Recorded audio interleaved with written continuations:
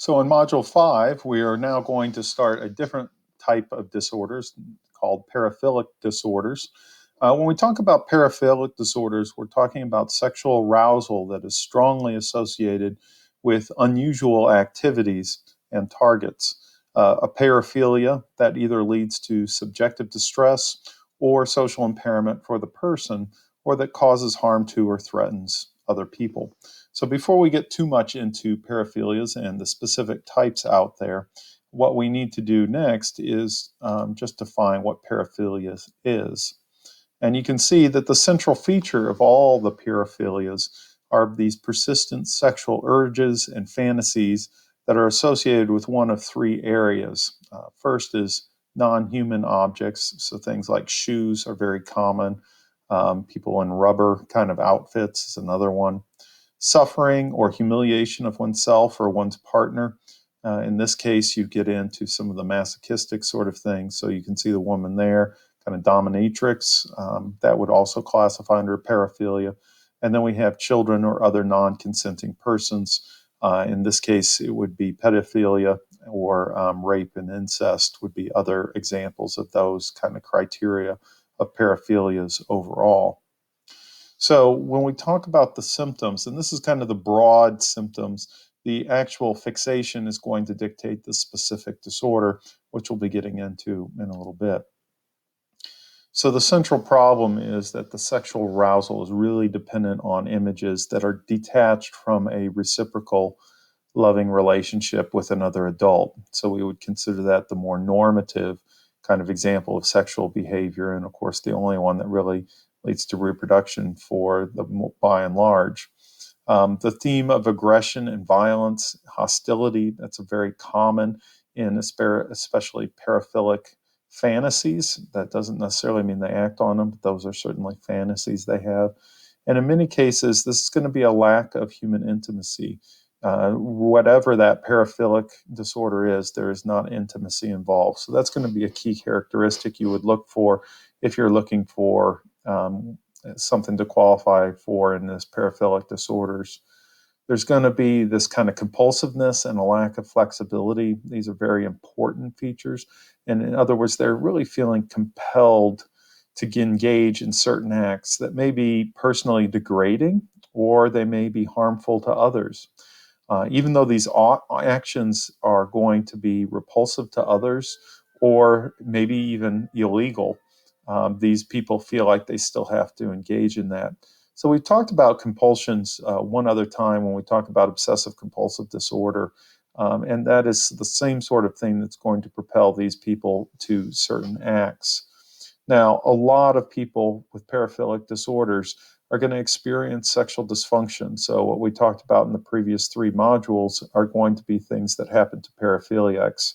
And usually the sexual dysfunction is going to involve desire or arousal or orgasm, and they're going to have difficulties doing any of those things with conventional sexual behavior in or with a partner, and that they only experience those things with these other objects or other people that classify in those other 3 areas.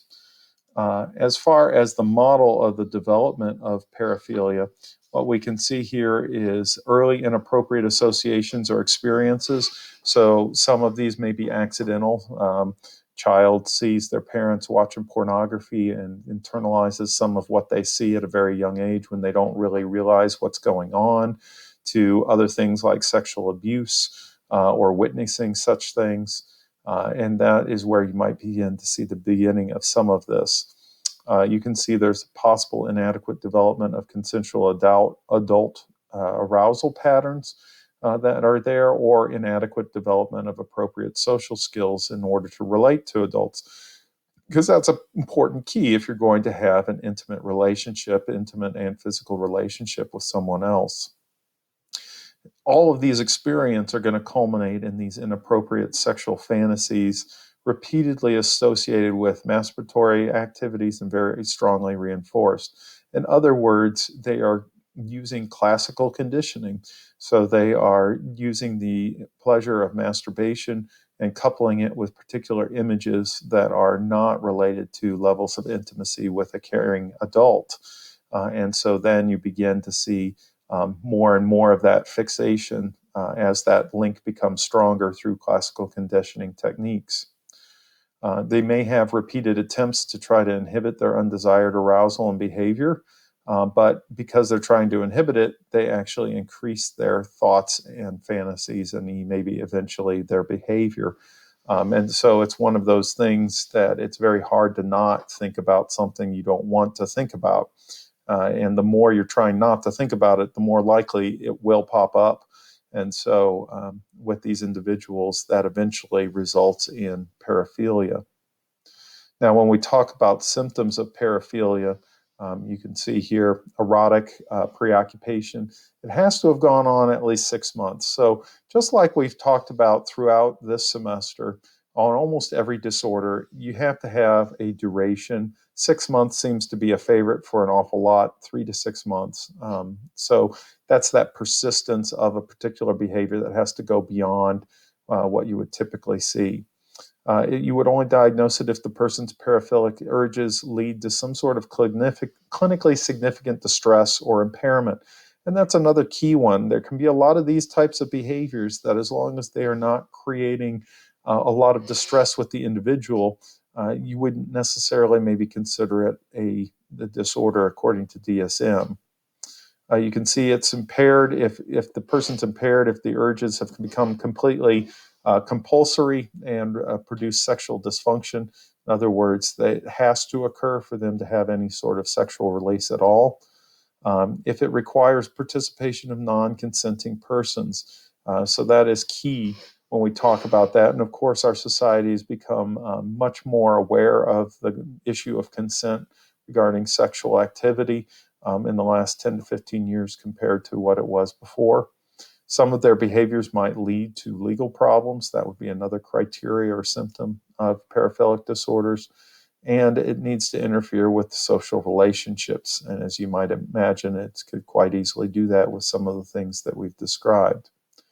So now that you have a general overview of what paraphilia is and some of the paraphilic disorders, we're going to talk about more specific paraphilic disorders starting in Module 6.